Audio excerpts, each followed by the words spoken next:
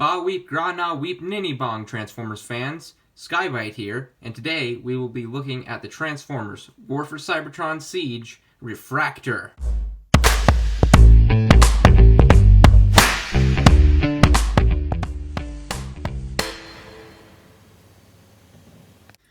Now, Refraktor here, or Reflector, as I will be calling him throughout the rest of the review since that's what he was in G1, is so beautiful. Just a great figure.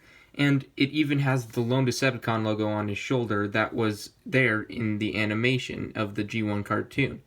Now, if you want to skip ahead to the transformation, go to this time. Other than that, I will continue on to the articulation.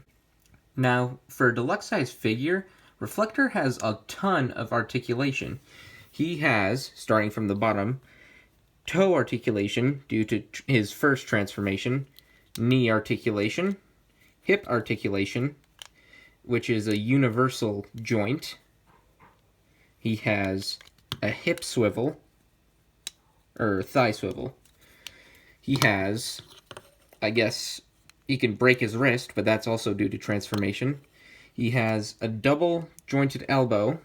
Oh, sorry, I'll do this one. Double jointed elbow, but that is due to transformation.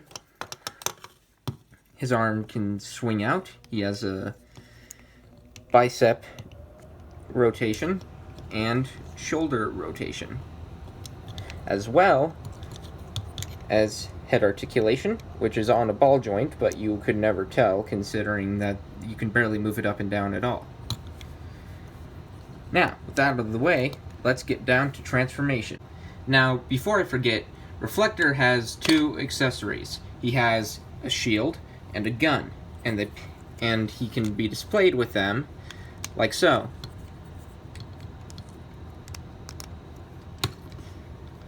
And there are his accessories. Now on to transformation. To transform Reflector, first you want to take off his accessories. And that includes the little viewfinder on his chest. Next, we want to take his legs and rotate them, like so. Then, we want to take the little gray pieces inside his legs and rotate them out. Then, we peg the legs together.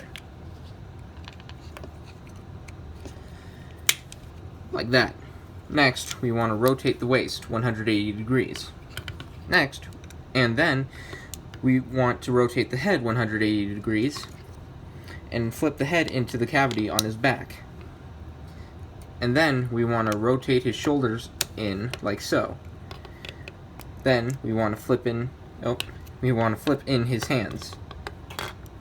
Sorry, I'm not used to transforming these things on camera. Next, you want to rotate his arms. I think this would be 90 degrees, correct? Oh, wrong way. 90 degrees, like this. And then, there are little slots in here that these pegs will go into. There. Oh. There.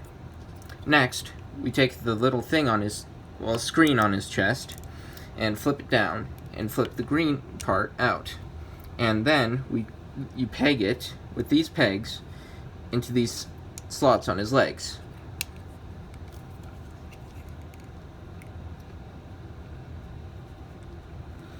Come on.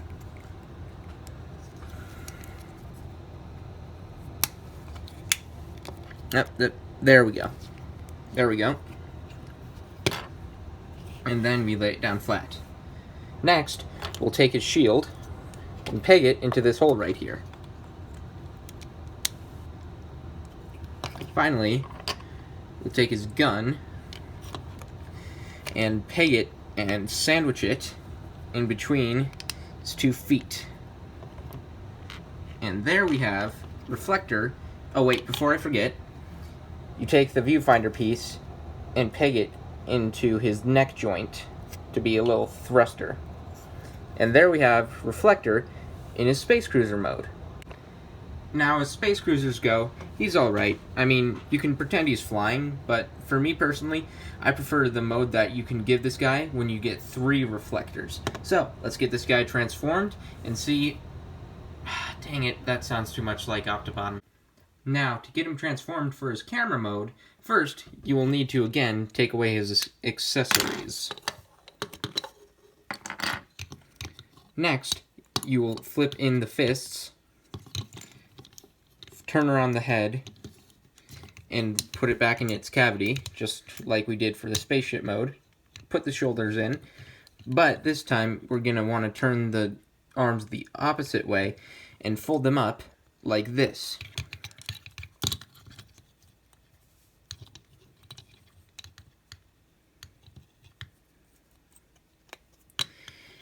Okay, like that.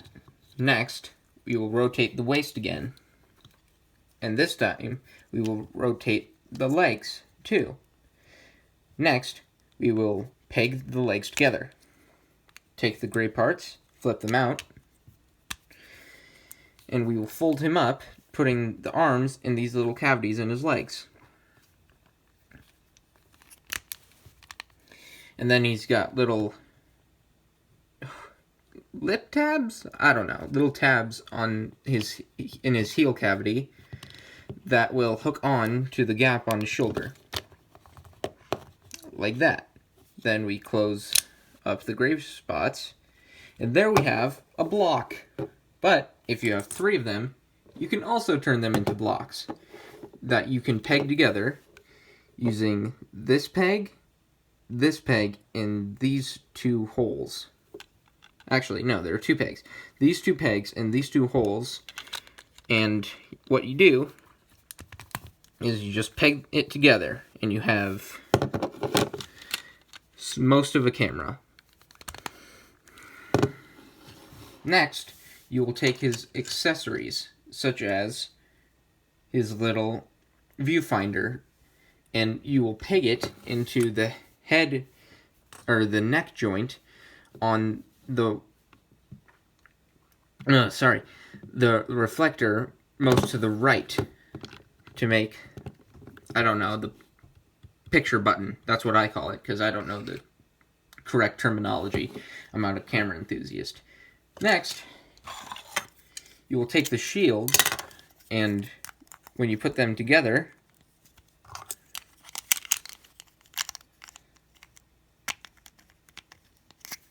that's when you make,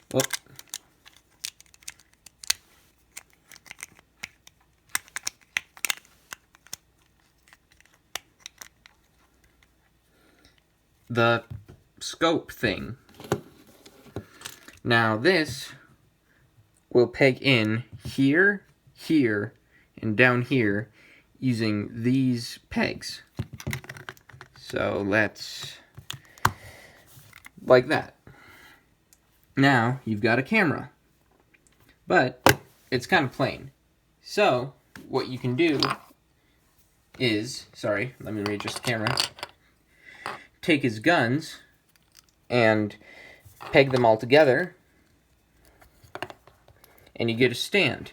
And to connect the stand to the camera, you take the other viewfinder and you peg it in using these pegs in the holes in the viewfinder. Like so. Oh.